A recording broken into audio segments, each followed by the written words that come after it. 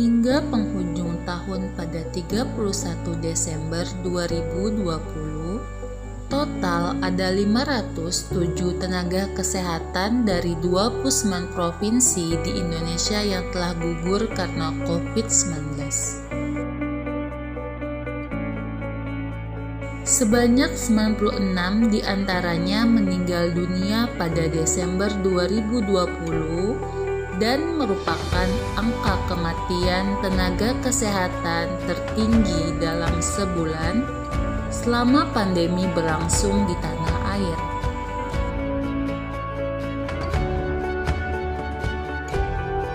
Angka kematian tenaga kesehatan naik hingga 3 kali lipat dalam kurun waktu seminggu pertama pada Desember 2020.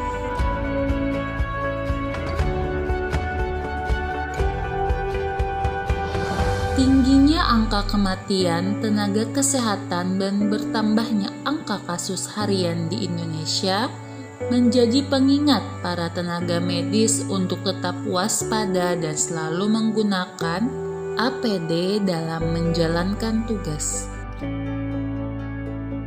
Kehilangan ini juga merugikan Indonesia dalam hal investasi sumber daya manusia di bidang kesehatan.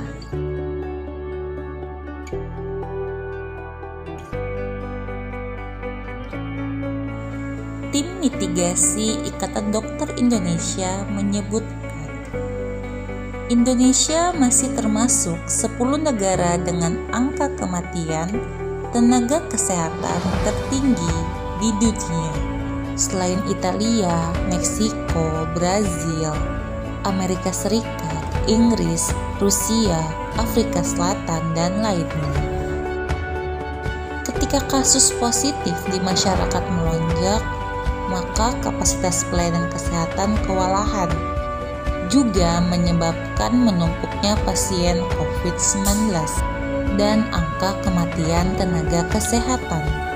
Akibatnya akan ada beban ganda karena banyak pasien COVID-19 tidak akan tertangani dengan baik.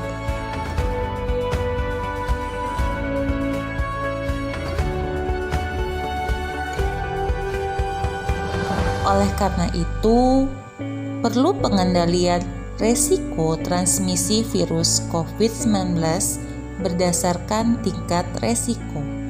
Unit paling tinggi resiko penularan adalah di poli, karena ketika pasien datang dalam posisi tidak mengetahui dirinya positif atau tidak.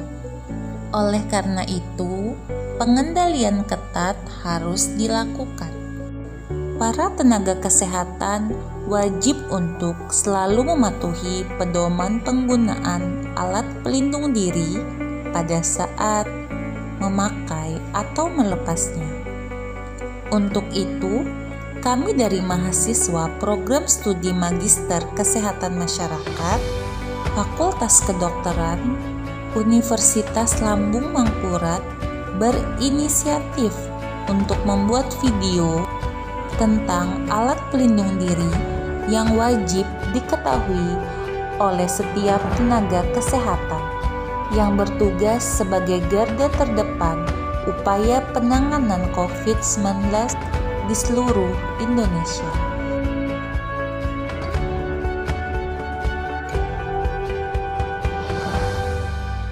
Jenis-jenis alat pelindung diri level 3 yang wajib dipergunakan pada penanganan pasien COVID-19, yaitu terdiri dari pertama, sepatu boot, kedua, nurse cap atau tutup kepala,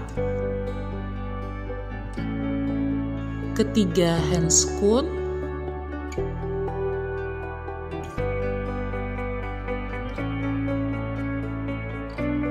keempat, gaun pelindung atau hazmat, Kelima, masker N95.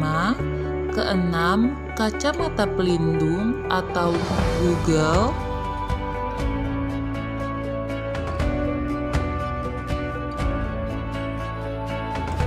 Ketujuh, face shield atau pelindung wajah.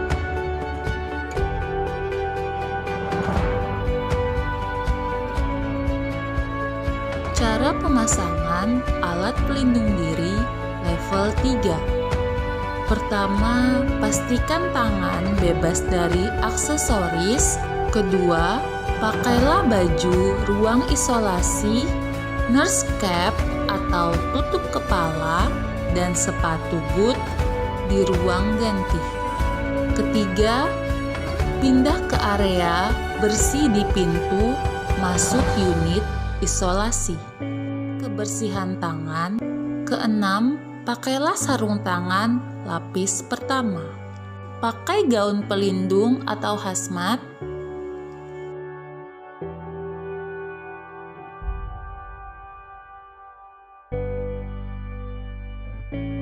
Pakailah masker N95. Pakailah kacamata pelindung, lalu pelindung wajah. Pakailah sarung tangan kedua.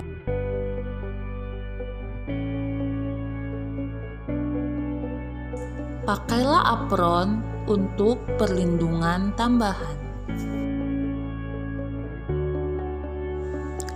Cara pelepasan alat pelindung diri level 3. Pertama, pastikan tersedia tempat sampah infeksius pada area pelepasan pembuangan alat pelindung diri yang aman. Tempat pembuangan terpisah harus tersedia untuk barang yang dapat digunakan kembali. Kedua, lepaskan apron dan face shield. Ketiga, lepaskan sepasang sarung tangan luar. Pertama, ingatlah bahwa bagian luar sarung tangan telah terkontaminasi. Pegang bagian luar sarung tangan dengan sarung tangan lainnya, kemudian lepaskan.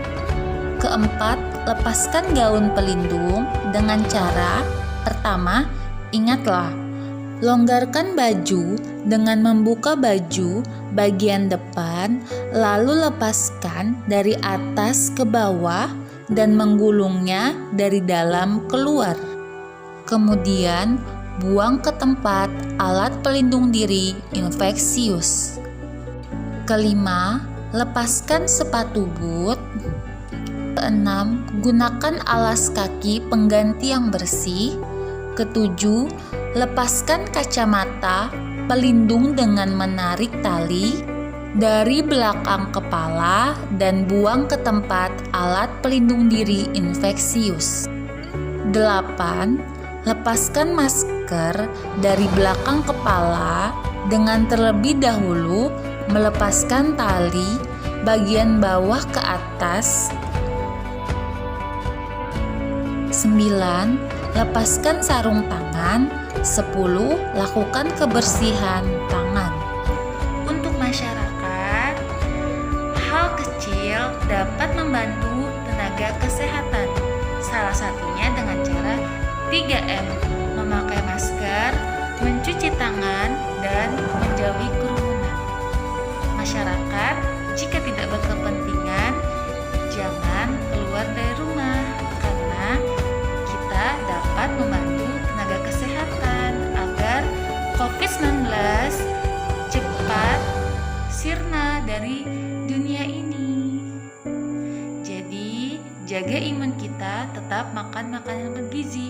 Untuk pahlawan kesehatan, stay strong, stay safe, and stay healthy. Terus semangat demi kesehatan Indonesia.